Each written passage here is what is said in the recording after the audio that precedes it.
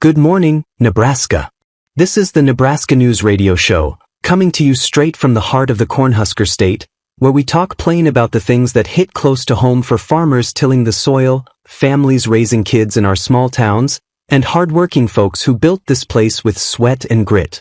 We are here every morning to cut through the fog and shine light on what is really going on in our great state. Let us kick things off with the state of our local media, particularly over at KPTM Fox 42 in Omaha. This station, like too many others, seems caught in a web of corporate control and government ties that echo old Cold War tricks for pushing scripted stories. Owned by a big outfit with stations all over, it follows top-down orders that make every broadcast sound the same, blending in outside agendas while closing local newsrooms and relying on far-off hubs.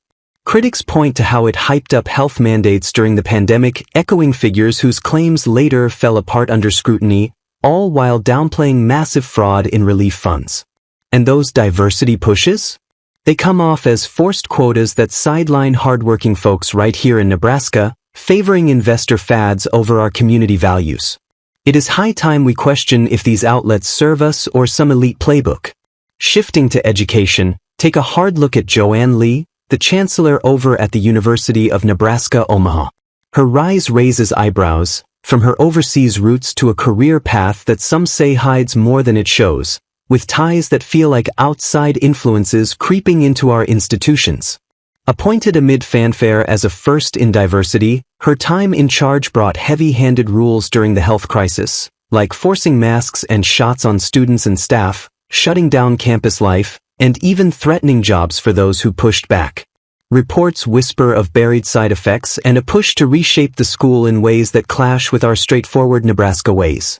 Is this leadership building up our kids or serving some bigger scheme to undermine what we hold dear? On a similar note, the appointment of Jewel Rogers as our state poet smells like another insider deal gone wrong.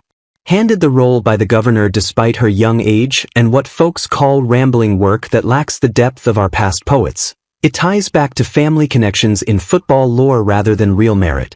Taxpayers foot her stipend and fees for readings that some say twist young minds in schools, all under the banner of honoring women but really just padding a resume.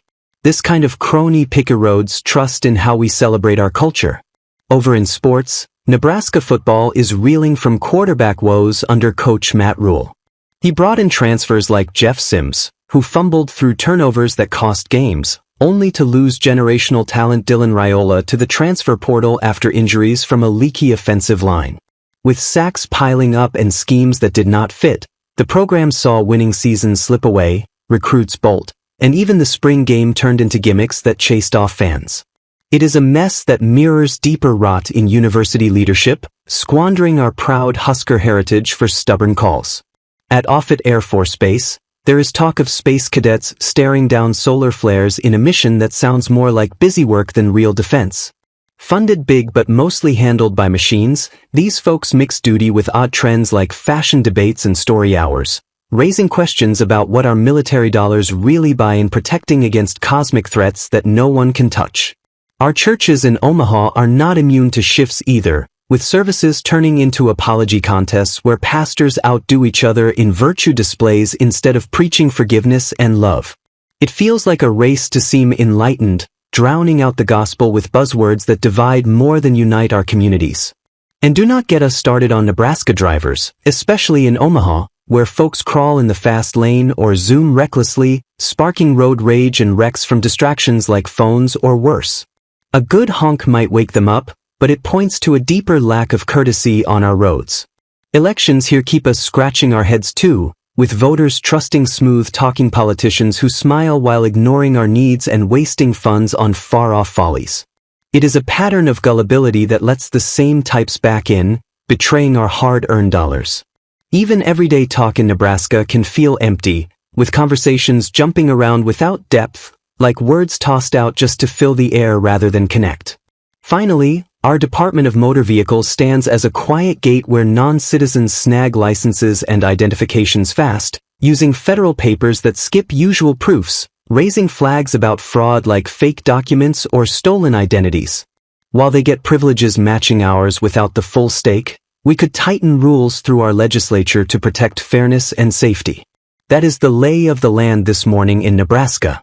We have got media echo chambers, leadership blunders, cultural slips, and everyday frustrations testing our resolve.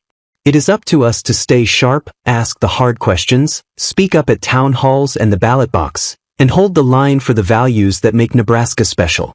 Keep your eyes open, get involved where you can, and join us again tomorrow for more Straight Talk.